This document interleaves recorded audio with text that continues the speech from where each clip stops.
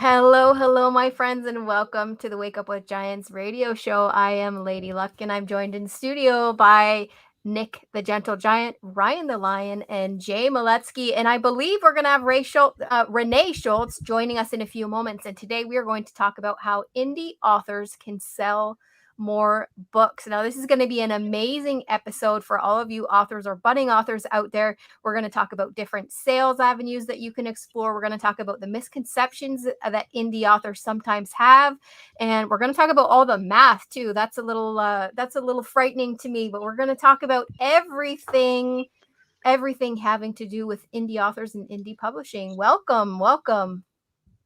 Thank you guys very much for having me. I appreciate it. I've been here with you guys before, and I enjoy it. It's good to have you here. Yeah, I don't even know where to start. So Jay, do you have an idea of where to? Yeah, I know that I know we're chatting about primarily a couple of things, but primarily about different ways that indie authors can sell books. And one of the things that I've noticed over the years is that indie authors seem to think that Amazon is the only place where they can sell things. And it drives me nuts because I get that Amazon's got a lot of volume. They are one of the largest retailers in the world, and they own 50% of the book selling market online. But they are not the only game in town, especially when you're talking about indie authors who are largely looking to sell a couple thousand books just to get themselves started. There's a lot of ways you can sell things besides just Amazon. That's not the only game in town. There's other ways to do it. And indie authors just need to know that. Can I back us up just one step? Yeah, I feel like we jumped right into that. And that's what I do. And I just jump you right in. And you know what? I want to just start one step back for some of our listeners who might not know what it means to be an indie author and who might not know what your background is, Jay. So if we can just talk about what that means to be an indie author first, and then tell everyone a little bit about what your background is with your books and how you got started and that kind of stuff. Facebook and then we'll group, move into things all like of that too, Jay. Yeah. Wow, we only have an hour, right? I told him before the show, I was like, I'm not nervous at all. This is Jay.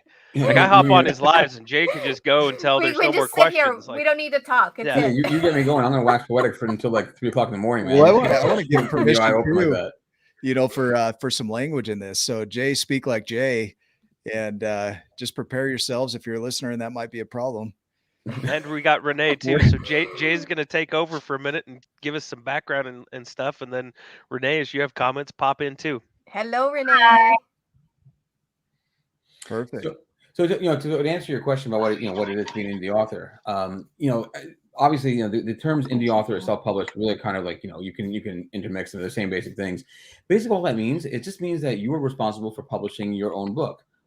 Typically when we go into Barnes & Noble and we see books by Random House and Pearson and whoever else, we're seeing books that are being published by large or even small traditional publishers, and their job is to find the best manuscripts out there and to get them into print and market it out there into the world. And they do pretty much everything. Can you hear me? Yeah, Rene, I'm gonna have you mute out there for a sec, but okay, we're good. Yep. I think so. Yeah, keep going. I'm gonna have her mute out, and then we'll worry about the tech on the other side here. The video will start streaming. Yep. So anyway, in absence of having a traditional publisher do that, and if you as an author still want to get your book published, but without a traditional publisher, it just means that you're just going to be responsible for getting your book printed and getting it sold. And technically, we could all take just a bunch of 8.5 by 11 Xerox paper, write down a story, fold it up, staple it together, go out into your street corner, and sell the thing for $1, and you are now a published author who is now selling your books. I mean, that's really all it takes. Now you're not going to sell a lot like that. We're not going to be able to scale that up really. But at the bottom, the most basic definition, you are now an independent author who is self-publishing your own book. So I talk to a lot of people who unfortunately feel like self-publishing is like the distant second cousin to traditional publishing. You only do self-publishing if you don't have the ability or the opportunity to traditionally publish your book.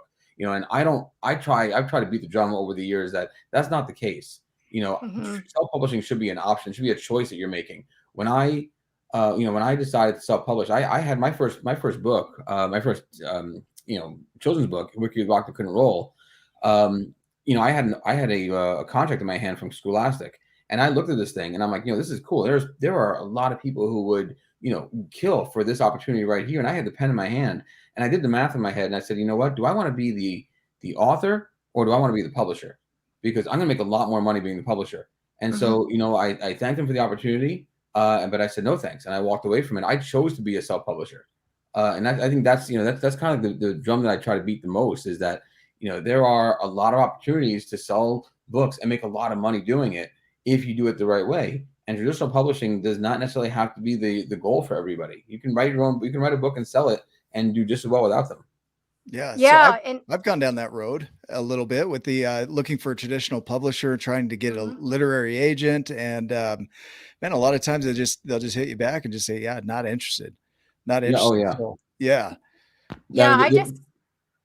Sorry, no, I was just going to say the road to traditional publishing is just paved with a lot of rejection. Yeah. Yeah, go ahead, Melissa. I was just going to say that I remember Jay talking about that contract with Scholastic in one of the author groups that we're in together, and B, I just so I'm in the process of looking into publishing and children's books and that kind of stuff too, and I just sat on a webinar last night with a company who helps people to self-publish, and with a PR rep that was on this webinar. And they were saying much the same thing that you're saying, much that like it used to be this stigma to self-publish long ago. And you could tell that someone self-published because the quality wasn't there. And especially if it was a soft cover book, the printing quality and the paper quality and all that kind of stuff wasn't there. But now with the options that are here nowadays and with the amount of people that self-publish, it looks completely professional. Like it doesn't have to be something that looks like you printed it in your living room, and they were really touting self-publishing over going with a large publishing house. But I think and that's correct, but I think what they were saying is still correct to a certain point. I don't think we can say that all self-publishers look professional. You can definitely tell a self-publisher by the quality of the book. I think when it comes to self-publishing, there's a pretty wide range. There are people who really take it seriously and understand, hey, this is a business. I have to invest in it. I've got to make some good decisions, good quality paper, good printing, good printer that I'm working with. Go with the hardcover. Invest in an illustrator. If we're talking about children's books, invest in an illustrator that is of high caliber. There's also on the other side of the range, there are self-publishers that try to save a buck every corner that they can. They're going to find they're going to find some niece who happened to pick up a pencil one day and call herself an artist, and that's going to be the person that's going to illustrate their books. They're going to choose lighter paper, and you're going to be able to see the quality difference. There's definitely a wide range. The people who really want to take this thing seriously, those books can look every bit as professional as a traditional publisher. There's no reason why they can't. Yeah, I went down that road. So I had my artist I found on DeviantArt, and he wasn't even an illustrator, but I love the style. And so he became an illustrator. And I've had people reach out and ask me for my artist. And it's like, in a way, I want to hold them in my pocket and not share that. Right. Yeah. And at the same time, he can choose who he wants to work with, but there's some guarding of that information, as far as who you use and editors and things like that. I don't mind giving them business because I need them once in a while, but my artists, I kind of hold them close. Your artists, your books are outstandingly. I mean, they're beautiful. Your illustrator is wonderful. I've had situations where I've had people reach out to me and say, "Hey, listen, I love the artwork in your book. Could you possibly give me their name and email address?" And I'd be lying if I said that I didn't sometimes miss a letter and email address. You want to do your own homework and find it. That's fine, but I kind of need my artists to have some time open when I need them. So yeah. Well, and at the same time, you don't want all tons of books out there in the same illustrated style of your books, right? You kind of want to keep the style for your own books, right? That's a good point, because I have seen situations where I've seen a book and I immediately know who the illustrator is because the style really hasn't changed, and so you put the books together. It looks like it's all be part of the same community, but that's not really it because they're by multiple different authors. So you don't really want that. You're right. Yeah. Well, yeah. I mean, look at Robert Munch. His illustrator is Michael Marchenko, I believe. And I mean, no one would go and copy the artistic style in the Robert Munch books. Like, I mean, it would be known right away. There's so many Robert Munch books out there that would be known immediately. Yeah. So I'm going to go back to kind of like the process. You know, if somebody's writing an indie book and they put it down on paper, because when I started, I recorded it. I have the recorder right here. This is what I recorded on 11 years ago. Nick keeps that in his back pocket. I do. I was driving to work. Got a lot of weird things in his pocket at all times. Yeah, you don't want to reach in my pockets. It's not very fun. I don't gotta be told twice. He has rocks and all kinds of stuff. That almost went the other side. I'm glad. Well, I can take it there. That's easy. So what I would do, you know, just as a thought for somebody that's writing a book, is I would record it and then I'd go home. There we go. That's awesome. There. The video. There you are, Rene. Right. Sorry about that. You're good. We got her. Here we go. So I'd go home and I'd transcribe, and then it took me a while to find an editor. So I had one editor and we went through it, and then I had beta readers. And then after I had the beta readers, then I went back to another editor, had it edited 2 more times with her. And then worked with another person for graphic design and another person for the illustrations. But the big thing was I just got started with what I had, which was a recorder.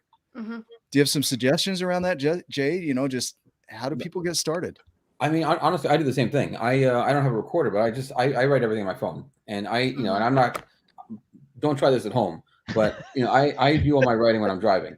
For whatever reason, I got my phone kind of like hooked up into the onto the dashboard, and if I'm not doing a live stream while I'm driving, which is it's not something really you should be doing. Sometimes I'm watching like a YouTube video, which he says don't do this, but then I watch all of his lives, and that's the majority of the time he's driving. He's doing that. Yeah, I mean, half my live streams are me either yelling at other cars or talking to the guy in the toll booth because I refuse to get Easy Pass. But once in a while I get some information out there. But while I'm driving, I've got an idea comes to me for a book. I stop what I'm doing as I'm driving. I'll put my notes program on, and I'll just start to speak it, using speech to text, which is like the world's worst technology ever. So nothing comes out right. I mean, the whole thing gets butchered. But you can't even swear right on speech to text. No, you can't. You can't even swear right on speech to text. I tried. It's like, no, not frog. No, fortunately, I don't actually do a lot of swearing in my children's books. Oh yeah, well that's probably good. That's good. Yeah. Yeah. But I feel like they have hundreds of audio messages, and I never get back to them. I have so many TED Talks, so many snippets of books, and all different speeches and everything, and they just sit in there. But I don't want to lose them. Yeah, there's a lot my notepad's like that too. I can go back. There's a treasure trove in there somewhere. Oh yeah. Something. Yeah. Yeah, see, I was watching your live the other day, Jay, and you were doing that. I don't know where you were at. You were getting something that I don't know if you went to the store but you were driving for about 15 to 20 minutes, just chatting it up and scroll. You'd look down for a second, scroll down, read the comment, keep driving. It's reading the comments that actually make it tough. I can do the live stream with no problem, but when it comes to reading the comments, that makes it tougher. That's an oh dear God for me. Oh dear God. People think I'm the biggest loser. But in my car is like where I work. But I delete every video I've made the past 4 years. This is what's really holding my business back, is being able to do videos. I do them and I delete them, and I do them and I delete them. And now my new videos is a snapshot of me in like a 4-second song of something. And that's like my video. There's people probably push for perfection, like, and I haven't written a book, so I don't know, but I've done stuff like that, Rene, where I'm like doubting myself all the time, like wondering, okay, is this good or not, or I did this or I said this. But I imagine, as you're going along, Nick, you're probably in your voice recorder, it wasn't perfect as you were getting going. Yeah. No, but I love prompter. I love what we're seeing here. I love the pattern that we're seeing here, because both Jay and Nick do their thinking and their kind of writing in their head in the car. And I do mine in the shower. And so I actually keep my cell phone beside the shower, because I'll be thinking and I'll literally jump out of the shower and voice record it quick, what's coming out. And I'll listen to those voice recordings after and be like, oh, I forgot what I even said. I go, oh, that's pretty brilliant. That was pretty good. And she's on her 7th phone, because they're all wet. Wet phones. How long are your showers? She's like a prune when she gets out. Yeah. It actually, cool. no, it's funny you should say that, Jay, because it gets pretty bad sometimes. I'll be in there for like 20, 25 minutes and I'll just be totally lost in thought. And I'll just totally click and go, oh, I've been in here a long time. I better finish up and get out. I love the creative ways of the creatives. We really do have our own way of thinking and getting our thoughts down. And when you see like on the author pages, people struggling, what do? I want to write a book and I don't know what to do. Just write it down. Just get it down. Capture it, right? Like in some form. What did Jay? What did you do? Like, so like on your first book, what was your process? Like, take us through maybe the back in time when you were starting your book. Before his 174th book came out. Yeah. I mean, can you remember that far back? I do. You know, when I first started thinking about Ricky, you know, I really hadn't thought about writing a book. I was reading books to my daughter. My daughter, for anyone who doesn't know, has cerebral palsy, so she's 9 now, but she can't walk or talk yet. But one of the reasons why I feel like she's made so much progress over the years is because I read to her constantly. And I think that reading has really kind of helped her brain to develop beyond what the doctors have expected. And at some point when she was 3 or 4 years old, I started, even though I read her developmentally typical books, I just started getting curious about what other books are out there for kids with disabilities or about disabilities. And what I found just really just got me pissed. I mean, it was just, they were very annoying. It was mostly books about, they're telling people that, you know, these kids can have a great life in their imagination. And I'm like, you know, I don't want that. I want my kid to have a great life, period. I don't want it just to be in her imagination. Right. So I started thinking about how can I write a book? You know, recognizing, you know, coming from a business background, I recognize that if I'm going to scale this, the reality is that I can't have a book that's about a kid with a disability because no one's going to buy that book. That's the reality. I had to have it something sort of metaphorical. You know, it had to be kind of like buried underneath it. You know, so I started thinking about how can I write a book about a kid with a disability without it being very obvious. And as I was driving, I would start to come up with different ideas. You know, and a lot of those ideas didn't work. And finally, I started thinking about, hey, you know, what if I had a bunch of rocks that could all roll, and one of them couldn't because they were flat on one side? That's kind of cool, right? And then as I started to develop the idea and I started to write the book, I really never write linearly. I'll write like the first couple lines, and then I'll jump and I'll do the end of the book, and then I'll start to like fill in the pieces in the middle. And then at some point, I sit down with all the lines, and it's like a jigsaw puzzle. I put the whole thing together. I realize where the gaps are, and I fill them in. But that's kind of my process for that book and for all the books that I kind of saw in my head like almost like a forensic whiteboard with all the little lines together, and you're just kind of, this goes here and this goes here. It is like that, yeah. So I just wrote a 5-book series for my sister. She has Down syndrome with double hearing aids and glasses, and the series is called I Can, You Can Too. I guess I'll just throw it away. I didn't mean to say that. No, Ryan's sitting there like, oh, just 5 books. Yeah, that's what I was thinking. I'm like, don't throw it away. That's, like, you just created something amazing. Maybe you need to you could maybe rebrand it or just package it a little bit different. But that's an amazing creation. I'm like, I just opened up this Pepsi by myself.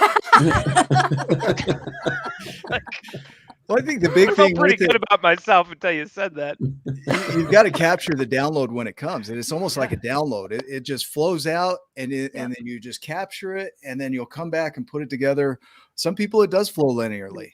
For me, it doesn't. I want to touch on that though too, like what Rene just said, because, and I had this conversation earlier today with another author. Like, sometimes we have these creations, whether it's written, you know, our podcast, whatever, and we think, like, this is our baby, this is our thing, we've got a creation, and so because we've created it and held on to it so tightly that to hear anything else, like any criticism or any rebranding or any repackaging, it can be tough. I remember when Nick and I were talking to Richard Paul Evans. You know, he's sold like, I don't know, 40 New York Times best-selling books. Like, this guy knows his stuff. And Nick's sitting in his class, and they're kind of picking, like, they're impressed with the illustration, they're impressed with his book, but there's some things that he needed to change. I remember that moment when Nick let go of some control of that and allowed that. I know it's really hard for Nick to do, trust me. Okay. But to let somebody come in who's done it, who's been there and done that, to say, hey, let me help you repackage this a little bit. It can still be your creation. It can still have the same elements or similar elements, But just like Jay said, hey, nobody's going to buy this book based on this, because they don't. They just don't. I don't know why they don't. Should they? Yeah, probably. They really probably should. And is it the same book? Basically the same type of story. Now it's just with rocks that one can't roll. So we're just going to tell it in a different way, right? I mean, I don't know if anybody can speak to that, because I feel that same way when somebody talks about my creations. I'm like, you better back up. Yeah, it's incredibly humbling. I've had the same experience. I actually wrote the full children's book a year ago, and I stepped back from it for an entire year. I sent it to an editor, and she said, you introduced too many characters all at once. It's going to be too much all at once for a children's book. You need to consider like stepping back from it and away from it. And I got on phone calls with coaches, with everyone, and then finally decided that I was going to make it into a series. But I stepped back from it for a long time because I couldn't let go of that ego that was there, that somebody just she didn't tear it apart. It felt like it got torn apart, but they were amazing comments that she made, and it's going to make it even better. But I had to really step back from that. You have to let that ego go and know that they know what they're talking about. And the fear. I wrote a little 1,000-word story back in 1994. Sorry, my camera's a little. Back in 1994, and I lost it on a floppy disk. And then I found it again 1997, and someone helped me write it, and I edited it probably 80 times. I got taken for $7,000 from that publisher. A lot of time went by, a lot of energy and irritation and struggle and wondering if it was ever going to get done. And I ended up ditching him and working on that book, edited it probably hundreds and hundreds of times over 4 years. And then I met my current team, and they were like, oh, this needs to be an $8,000-word chapter book. And I'm like, I write little baby books. That's how my brain works. I can't do that. And my team helped me create this spectacular book that's going to be released in January. It's just incredible. But having to add stuff and take stuff out and learn about true character design and all the stuff that comes into creating an award-winning book. It's been an amazing journey, but you've got to let go, and you've got to let the people who know and who have been there, and finding people who you trust to be on your team is huge. That's huge. So I'm not telling you who they are. You're gonna have to look them up. She's gonna leave out a letter too in their email, just like Jay. Yeah. So I think the big thing with a creation is it's your creation. So you have some love and ownership of it. And so letting go of it is a hard thing. Yeah. The idea that somebody else is going to change it. It's like having I have 4 kids. And so it'd be like somebody telling me my kids are terrible. It's like, we're going to go to fists over this, right? Mine are. I'm gonna fight yeah, you can tell. But Jay, you've seen some times where, you know what? There's a book you should probably let go of, right? There's a book that you probably shouldn't write. There's a yeah, and I get it. I mean, this is not like we're manufacturing, plates and glasses and things like that. I mean, this is our story. We're these stories come from something in our lives, so it's all very personal to us. And when you write a story down and you think that this is important to you and you feel like it's important to the rest of the world, it's hard to walk back from that. But we as authors who are running businesses, we have to figure out where that connection is between what we want to write and what someone else wants to read. It can't only be the things that we want to write. I had my second book that I wrote was Beware the Nose Biting Monster, and I had and it was about a little child, a little baby, when they start growing teeth, and how they want to bite everything that's in their path, particularly the father's nose, right? And I had a bunch of people. It was written well and it was illustrated well, but I had a bunch of people who I trusted tell me, that book's not going to sell. Don't publish this book. Don't invest in this book. And I'm like, listen, I just kind of assembled you as a committee to tell me that how great I am, not to tell me that something sucks. And so I didn't listen to them. I just said, look, I'm going to plow through with this because I believe in this book. And that was a dismal failure. I mean, no one bought that book for exactly the reasons why they told me no one was going to buy it.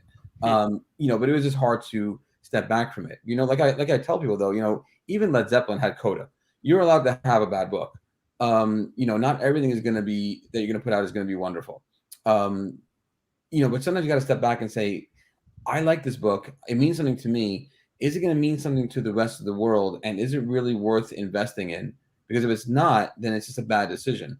You make an interesting point there, Jay. So like, just sorry to interrupt, but like, That's good. people need to hear that right there. So a lot of times, if you surround yourself with yes people, there's something that we try to do inside of our League of Giants, where like, hey, please don't agree with this. Think of it as like an exercise of come from a different space. Even if you do agree with it, I want you to look at this as if you don't and tell us the reasons why, because then everybody sees it, like, you can find the weaknesses, you can find the gaps. If everyone agrees, well, then it can be a dismal failure. I think that happened in the space program. Is that right, Nick? Something like that is. I heard a story Yeah, or they two missed an once. O-ring. Yeah. Because Missed they an all O-ring. agreed. Nobody wanted to voice up and say that there was an issue. And so you had Yeah. groupthink. And so that can happen with books too. If you get everybody that loves your book because they don't want to let you down, so they tell you that, and you have a failure like that, then you start to wonder about yourself and your abilities, and then you don't write anything again.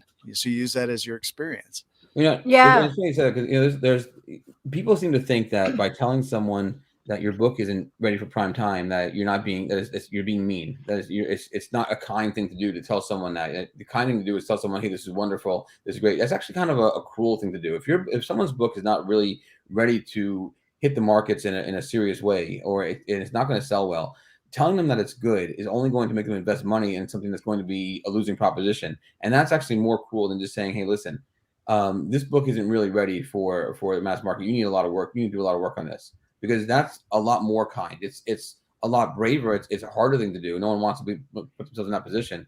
But I recently had, I help a lot of people get their books printed, and I had a woman who came to me, and she wanted to have 5,000 books printed, and that's a pretty significant number. That actually would represent a pretty good amount of revenue for us, for my company. And I had to tell her, I'm like, listen, you can't go to print with this. It's just not ready, and you're not going to sell very many. And it was a tough thing for me to do, because I knew that she was very into it. She was very excited by it. But 6 months later, she's not ready to go back to print, and the book is much better. And for that 6 months of delay, she's going to have a book on her hands that she can actually really sell and bank on. Yeah, that's amazing. And I'm gonna give all of our listeners an incredible strategy that I just learned from he's a writing coach and a marketing coach, and his name's Mark Levy, and he challenges all of his clients to go out and learn what you don't know about your topic. So if you've got this topic and you think that you want to write about it, go to wherever those people are. So whatever the topic is, find the place. And I think he had a client that it was something about comic books and heroes and that kind of stuff. So he sent them to a Comic-Con, and he said, I want you to talk to 10 people there, or as many people as you need to find out 10 things yet you don't know about that topic. And so that's the challenge that he gives, to really find out how popular that topic is going to be, how much you really don't know about it, what more you can say about it. I see Nick and Ryan like losing it there. We battle over the buttons because we have to control the back end here. Yeah. And so we kick I don't like to Rene have out, him have bring her control. back in, I like all the control. And you're doing that. Yeah. So, but that's a tip for everyone who's struggling with maybe the concept of their book, or struggling with whether or not the topic of their book is going to be of interest. Go out and find at least 10 things that you don't know about your topic, and really see what people are talking about in that space, in that arena, and what's important to people in that arena.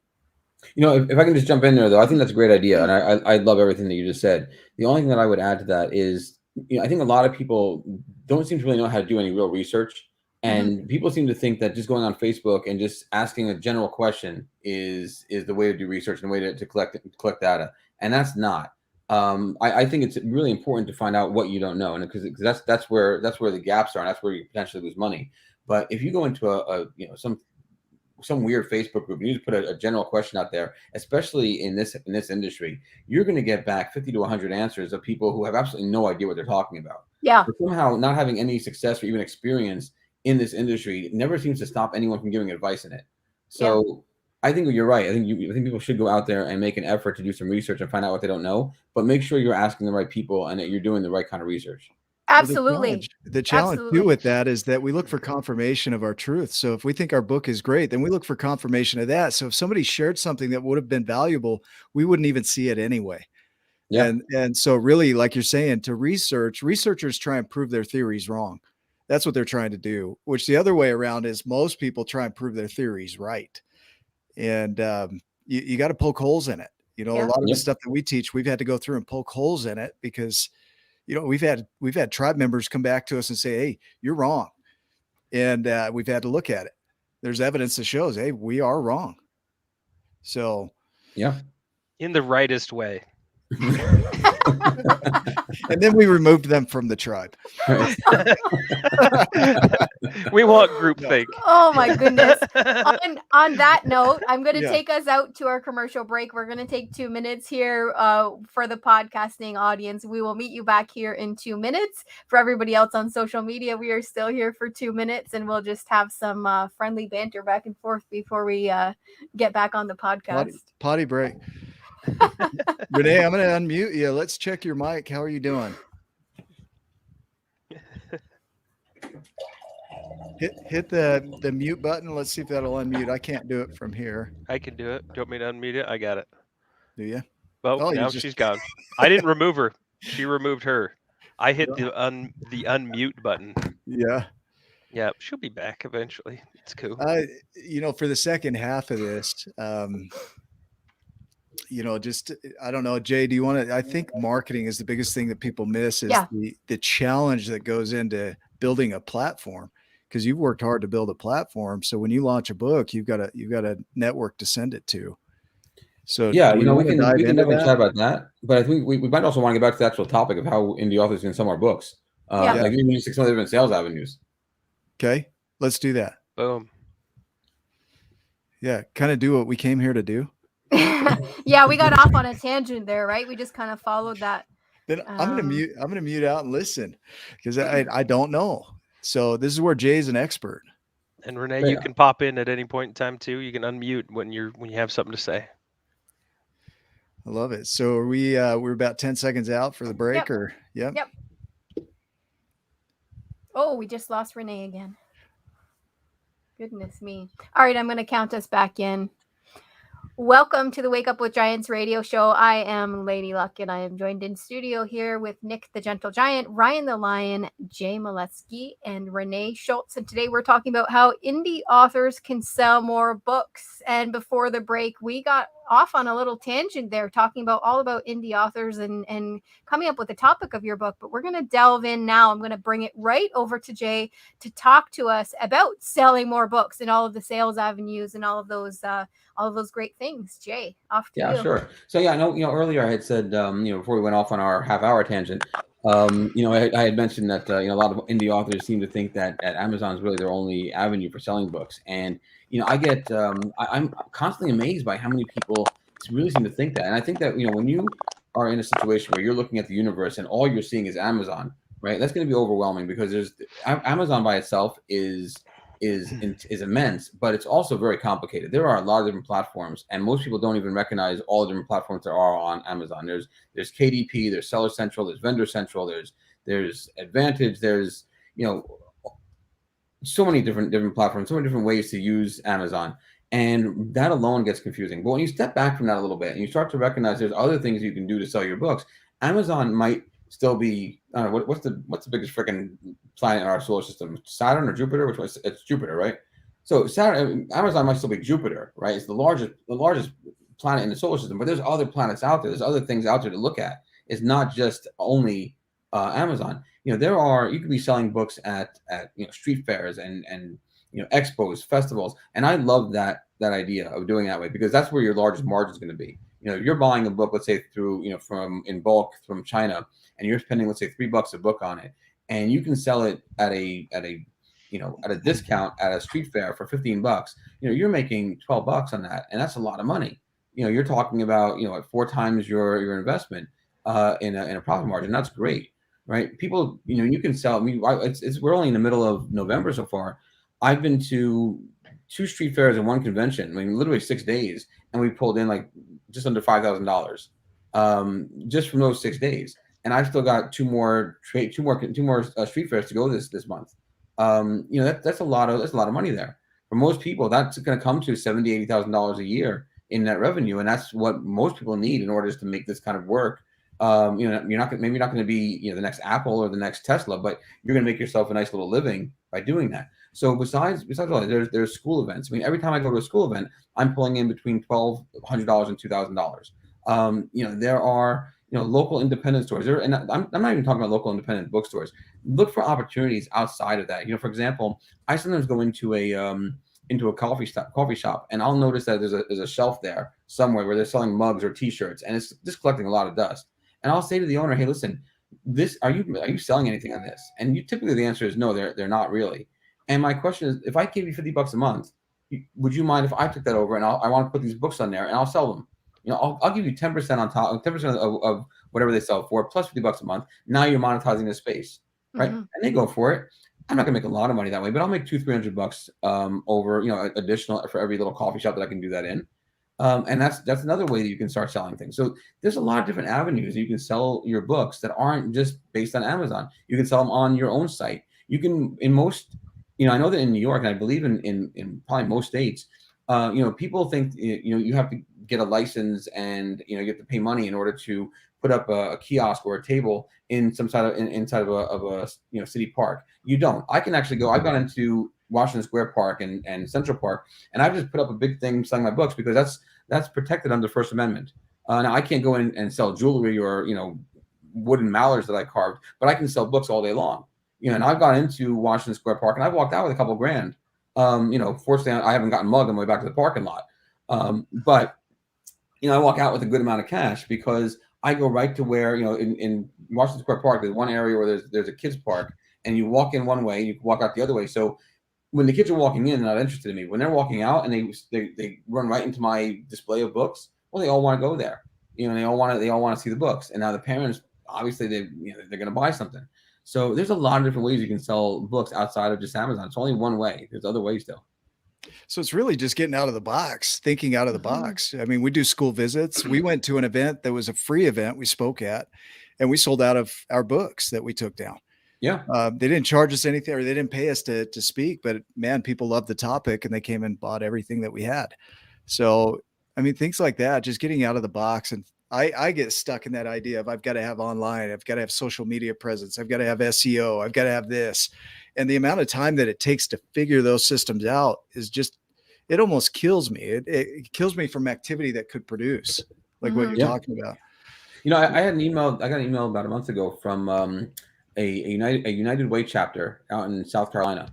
And they ordered 150 books. They do something where I guess once every quarter or whatever else, they have a whole bunch of volunteers that come in and they read books. They pick a book and they read a book to a bunch of different kids in economically depressed areas.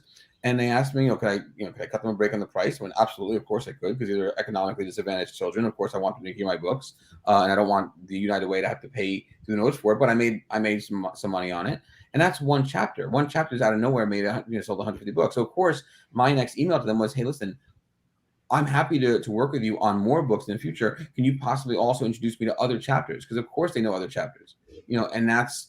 So now we're already talking with other chapters about buying other, copies of different titles that I've got, and that alone is going to bring in a significant amount of revenue, and so that was one chapter that's leading into other chapters of one organization. There's a ton of organizations, whether it's the Y, whether it's, whatever else is out there, Boy Scouts, Girl Scouts, there's a ton of organizations that can all potentially be resources for you.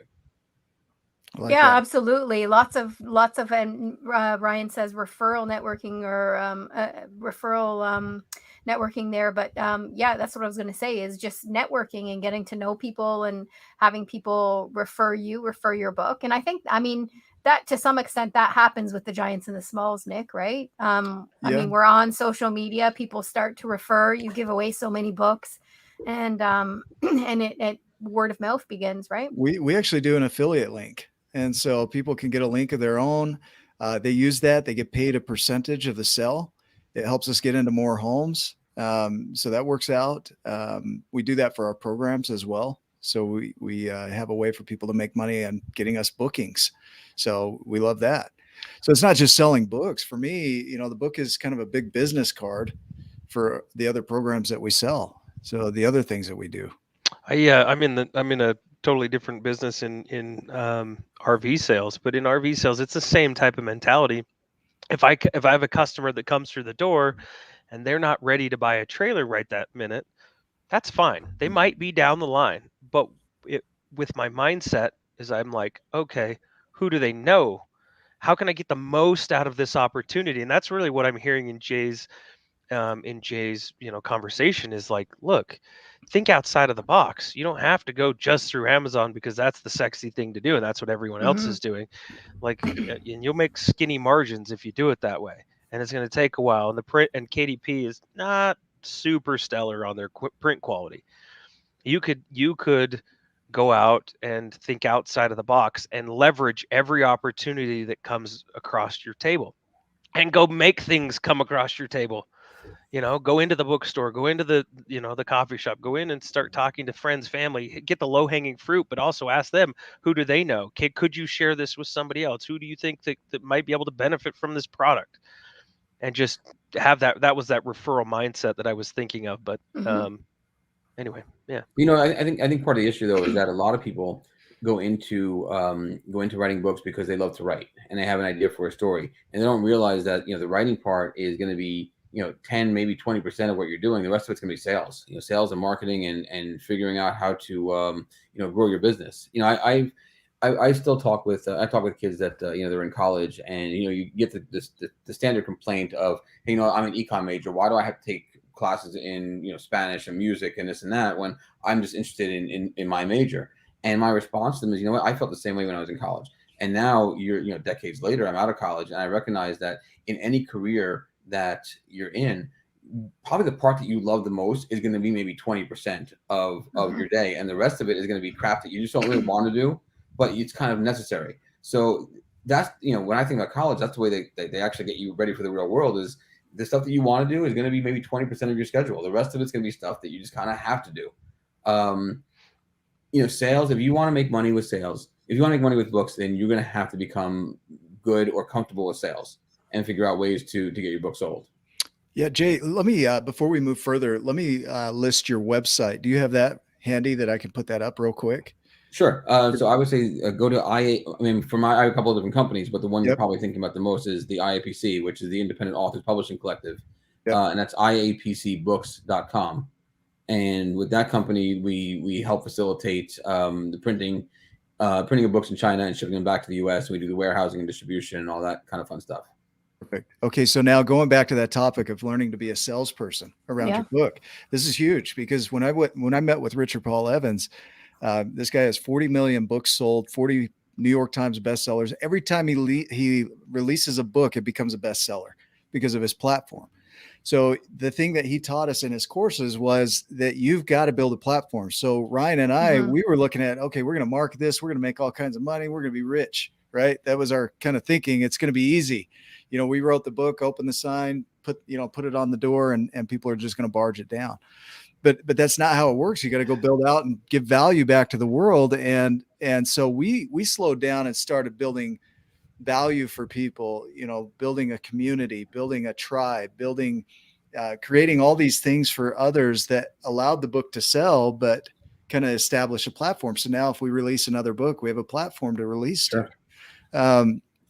Can you speak to that a little bit? I mean, did you have to do that, or did you just straight go down the cycle of opened your door and you were a success? No. I mean, I wish it was that way, but it never has been before. It's probably never going to be that way.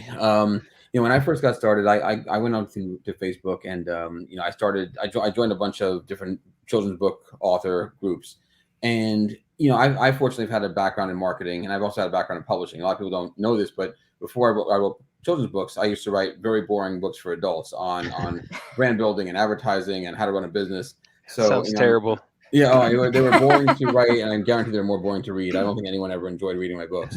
And so I've seen, I've had good experience in the publishing world, and I've obviously had a lot of experience in marketing. I had an agency for a lot of years, so I kind of know both sides of it. So I went into a lot of these groups, and I started to kind of hold court there, where I would, and I didn't really mean to. I just would go in there and I would just give some ideas and suggestions for people who had questions about marketing or publishing, and I just kind of gave a lot of free advice. And the more free advice I gave, the more people would kind of seek me out and ask me specific questions. And eventually, I think I became kind of a threat to the administrators of that group, because I one day just got unceremoniously just booted out of it. and a lot of people started reaching out to me saying, "Hey, where'd you go?" So I started my own group, and the group has now grown. It's been like maybe 3 years now. We're probably knocking on the door of 50,000 members, and those are all people those are all authors who want to write children's books. And I make it as clear as possible. Look, this is not the group to just kind of pat each other on the back and say, hey, great job, when they haven't done a great job.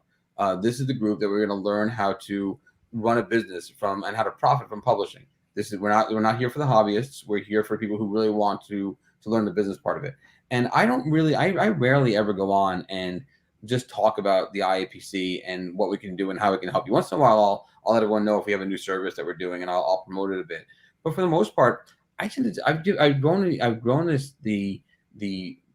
the group by giving a lot of free advice, by giving a lot of insight, by being completely transparent and honest. And I'll tell people, hey, listen, that book is, some people will put up a cover and ask for advice on it, ask for input on it, and you'll get 50 people saying it's wonderful, and I'll be the lone voice saying, you know what, it's not all that wonderful. It's got issues from here to Tuesday, and if you don't fix these things, this book's not gonna sell. And I think people have seen that, and I think they've appreciated it, and they start to come to the group, and we get a lot of feedback that it's, people seem to really get a lot out of that group, and they recognize that I'm someone that's going to be honest with them. And if I can build a brand for myself as someone who's going to be honest with you about, and be the one to step in and say, hey, your book's not very good.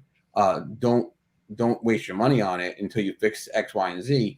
Then it makes it easier for people to trust me to print your books for you, because that I'll be honest. Yeah.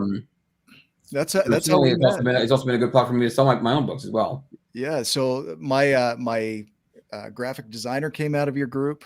My editor came from your group.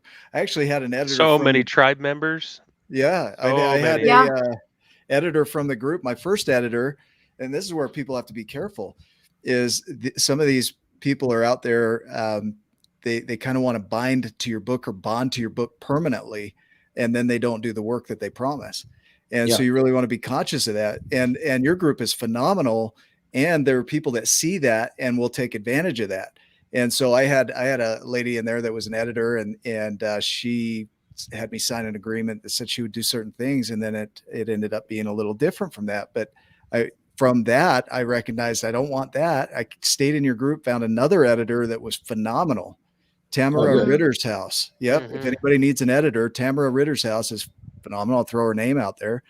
And then I met Clay Anderson, who did my layout. And Clay's phenomenal. And not only that, Nikki Filippone and some of these others that are just amazing authors and group builders and community creators.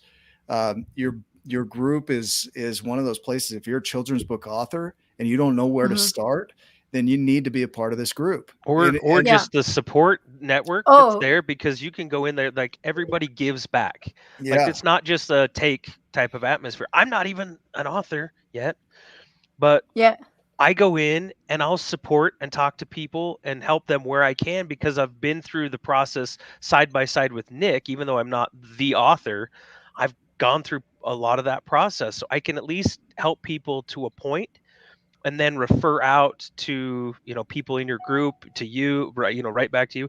Some of the best advice we ever got was $15, $10, or $20 advice from Jay. With Jay, right? So there was this seminar, and it was like we were doing our Kickstarter. I'll make this brief, but we're doing our Kickstarter, and Jay threw out a thing that said, hey, come on, you can ask me anything for like $15.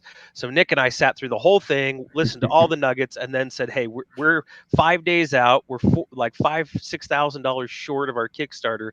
What do we do from here? What do you suggest? And he goes, look, I'm an atheist, but at this point I would pray. And we're like, oh shit, really? Like, oh, thanks for the advice, and he goes, no, here's what I would do. He's like, if you're a praying type, then pray, but then go to work, do everything that you can think of, write down everything that comes to your mind, and don't just write it down, go freaking do it.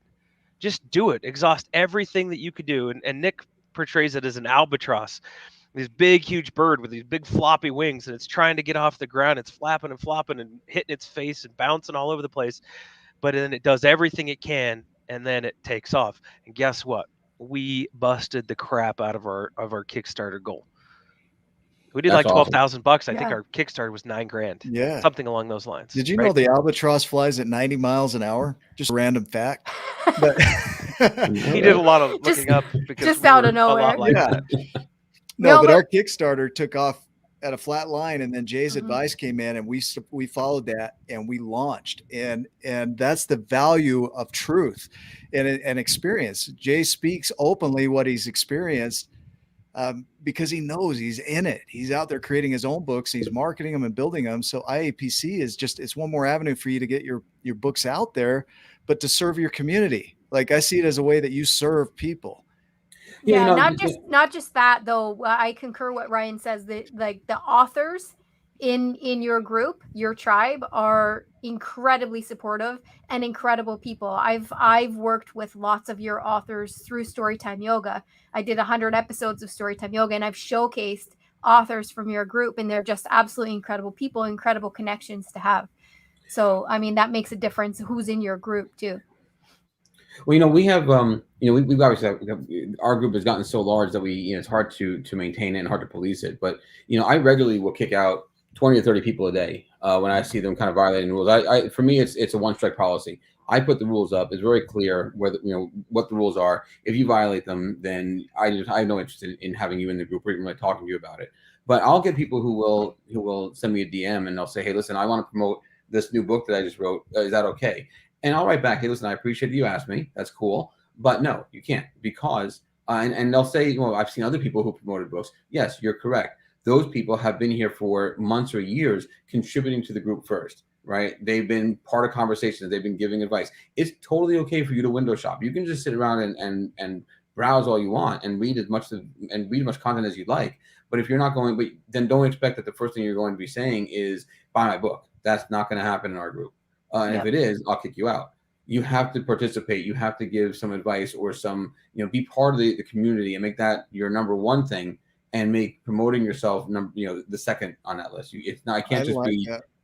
It can't just be where you're just promoting yourself and you're not giving anything back. Yeah, we've had people do that in our group, and we created what's called a meme bank. So on the back end of the thing, we approve every post. And so it goes into the meme bank, and then it goes on if it's relevant. And if it's not, it gets kicked out, and people have to redo. They have to contribute to the group. And so, man, I'm surprised I haven't been kicked out of your group yet. No, I think you're in for the long haul. Yeah. What was interesting though, as we were starting out, like, we learned very quickly that as we served others, Nick would do that. He would support other people's Kickstarters, and he would talk to them. He would go in, and he would just see what he could do to help them where they were stuck, and that forged and created some of the greatest friendships that we could ever have. And so, if you're new to this and you don't know what you're doing, go do that. Go talk to other people, take an interest in what they're doing, help them through their mindset or their thinking, and do whatever you can to be a part of that. And you'll be surprised at what comes back to you, and they're the most giving group. They're the most giving people. There's a few, like, our number one rule in our group is don't be an asshole. And it sounds like it's the same for you, right? You just see you later, Yeah. So I'm hearing in all of this, and I think people listen to these and they come to these events and they want to know, what's the secret sauce? What's the shortcut? There is no shortcut. No. There's effort. There's learning. There's knowledge. I mean, we can bypass some of this stuff so that you don't have to go through it if you'll listen. But like you're saying, if you can't let go of some of your truths around your book or your how you value it, that might get in the way of you seeing some of these solutions, because you're looking for confirmation around what you think is the way. So yeah, I think the first thing you have to do is decide for yourself, what is your goal. When I see someone posting something up on Facebook saying, how do you self-publish a book, and it gets me angry when I see dozens of people replying with answers, because you can't answer that question unless you have a little more detail. And the right answer is another question. The right answer is, well, what are your goals? Are you trying to make sure get your books onto the shelves over at a Barnes & Noble or a Target? Are you trying to get a few copies to give to friends and family? Or are you trying to make money from your book? Because all three of those are three different paths. And you can't tell someone how to publish their book if you don't know what their goals are. So I think for an author, the first thing that they got to do is figure out what is they really want. If you want to make money from your book, then you got to expect that there aren't, you're right, there's not gonna be any shortcuts. You have to make sure you understand what the path is, how to keep your investment as low as possible without sacrificing quality, how you're going to sell your books, what your revenues are going to be. You have to be in it for the long haul, because like any business, it's going to take investment, it's going to take risk, it's going to take a lot of time out of your day. In the end, hopefully it's going to be worthwhile, but there are no shortcuts. It doesn't happen overnight.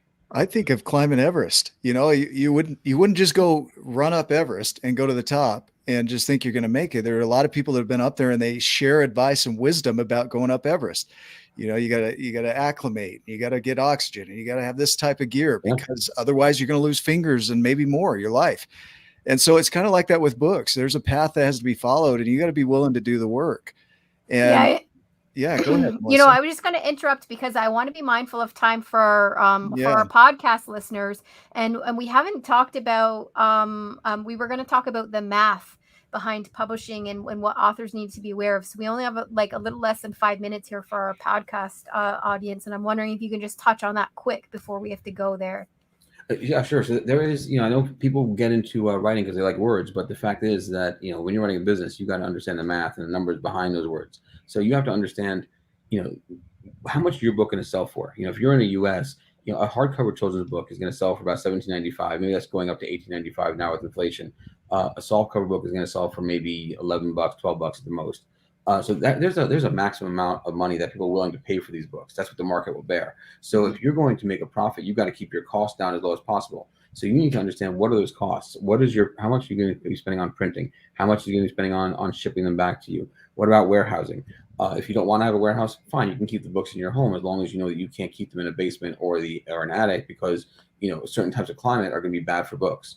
And ultimately you need to make sure that you've got enough profit margin in order to have a warehouse at some point, because as you grow your business, you can't keep 5,000-10,000 books in your home. You need to figure out how much is your illustrator going to cost you. What about marketing? Is there going to be enough room for marketing?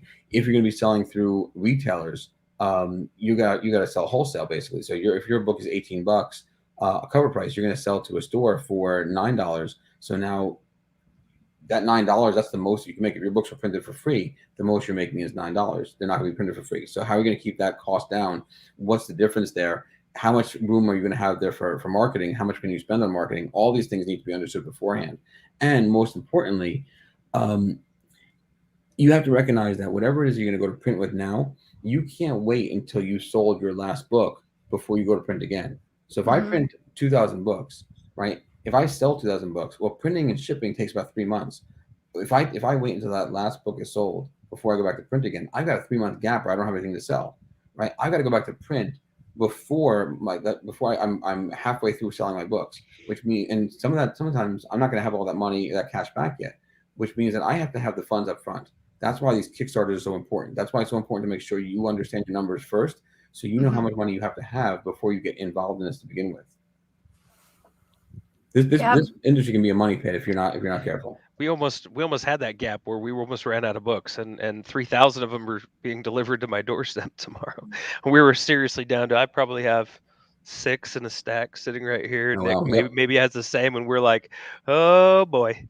And especially with COVID and all the stuff, the supply chain issues, you got to think a little bit farther out than you did before, because there's paper shortages, there's turkey shortages, there's toilet paper shortages.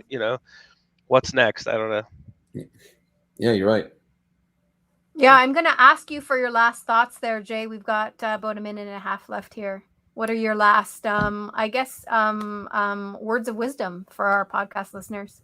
I think I just want people to walk away understanding that, we've been talking about a lot of things when it comes to numbers, when it comes to marketing, comes to building platforms and all of that. I don't want anyone to feel overwhelmed and to the point where they're thinking, hey, maybe this is not for me. If you've got a book, you've got a good product, give yourself the time. I understand that people have an idea in their head and they want to get to market as fast as possible. Don't rush it. Understand what you're getting yourself into first. Figure out what the numbers are. Figure out all your costs. Figure out all your expenses. Understand how much revenue you're going to be pulling in. Take the time to understand the industry. Figure out all the different sales avenues. And don't be afraid to go into this industry. Don't be afraid to invest in yourself. because that's really what we're doing. When we're writing a book and we're self-publishing, we are investing in ourselves. Don't be afraid to do that. Just make sure you take the time to understand what you're getting yourself into first. It doesn't have to be that you're just diving off into the deep end without having any knowledge at all. There's plenty of opportunities to find out a lot of information. Learn first, and then take the right steps. Thank you so much, Jay. I appreciate you being here with us today. It's been incredible. Nick, can you throw that link up again if anyone is looking for any information on this entire process? Please do go and look up Jay at iapcbooks.com. And I invite you to join us next week when we talk with Pride Smith. And our topic next week is why gratitude is important. One of my favorite topics. One of Nick's favorite people too. Next week. All right, we're gonna sign off. Yeah, we're gonna sign off from our podcast. Goodbye. Love you too. Thanks, guys. Thank you. Stick around, Jay, for a few minutes just for the after show if you can. We're still on social media, and I saw a couple questions come in. I see that Lori says she's trying to figure out how people offer free shipping, and is that a good idea? Offer free shipping. Yeah, I think it depends on again, it depends on your margin. If you're printing through China, which is the epicenter of book printing, and so your costs are low and the quality is high. If you can afford to do that and still make money, then you're going to probably get more people buying your books than if you don't. Now, I personally think that you can actually pass along the shipping cost to people, and people are okay with that. I haven't gotten a lot of resistance to it myself, but you're definitely going to probably increase the volume of people who are going to buy your books if you do eat the cost of shipping. I'd say I think try it both ways. Spend a week doing it where you're covering the cost of shipping. Spend a week where you're doing it, passing it along. See if there's any real difference in the volume of people who are buying your books. But as long as you can make money, I'm a big fan of, as long as there's a margin there, just keep feeding the beast. Keep selling at whatever price you need to, as long as you're still making some profit. Awesome. I think I've seen sometimes where it said free shipping, but the cost of the shipping was built into the cost of the book anyway. Do you know what I mean? They decided to offer free shipping, but they added the cost of the shipping to the cost of the book anyway. So it looked like it was free shipping, but it was being covered. Right. Yep. So I've seen that before. And then we have another question: soft cover versus hardcover costs. So in the U.S. market is a hardcover market. So if you're selling here, you're going to have a better chance of selling a hardcover book than a softcover book. Typically, the way it works in the industry is that a hardcover book gets put out first, and then once that's completely exhausted and people have really stopped buying it, and you see the sales starting to fall, if the book was doing well enough, then it goes back again for a softcover version. That's typically the way it works. And I'm a big fan of doing the hardcovers because the margin is much better. The cost of printing them is not that outrageously higher for a hardcover book than it is for a softcover book, but the retail price is double. So if you got a softcover book that's selling for, let's say, $12, if you're selling wholesale, that's only $6. As opposed to an $18 book is going to sell for $9. That's $3 difference. That's a big difference. So I think you go in and you do the hardcover version, unless it's just a book that specifically, kind of for whatever reason it's going to be better as a softcover, like a workbook or something like that. I think or a coloring book. I think you should go with the hardcover. Awesome. And then we just have one more question here by Ryan Morris. What are the ways to get into schools? If you can answer that for us, please. Well, you have to get good grades. Good grades. You apply. Sorry, I had to throw out one dad joke in there. We appreciate that. Nick throws out a ton. I tell people that the first thing you should do is just recognize that on everyone here has a Facebook account. And we all have X amount of friends from high school and college, people that we knew or didn't even know, but we just knew that we were kind of in the same community at some point. I would just start off with just throwing out just a post on your own wall and say, hey, listen, I wrote a book, interested in doing some some speaking events at schools. If anyone here is part of an administration, is a school librarian, is a school teacher, or is a parent that is interested in your kids' classes and schooling, let me know. I'd love to work with you.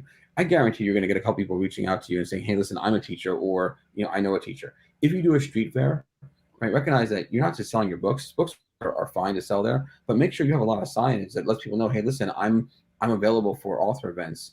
Just ask me about them, because you're going to get a lot of people going to the street fairs that are, again, school librarians and school teachers. So that right there is a lot of ways. How's do the a lot of street PTA fairs to work with? I'm sorry? I already know the answer. How's the PTA to work with, Jay? What's Horrendous. your Horrendous. I mean, if you have to, then you work with them, but ideally you work with the teachers or the I school cheated and I got librarian. on a live, so I knew some of this stuff beforehand, so I kind of set you up there. But so teachers are kind of the key there. If you can get a teacher to get on board with you, that's the way to go. Then they'll fight the fight for you, and they'll go to the administration and get it done. But Now, anytime anytime you have an opportunity to be in front of some people, whether it's on your own Facebook page or a street fair, I've always thought it was very interesting that I'll walk through a street fair and I'll see someone selling children's books, but I don't see any signage at all that says, hey, listen, I'm available for author events. If you talk to them, they say, oh yeah, I would love to do an author event. Well, then where's your signs? Where's your sign up sheet?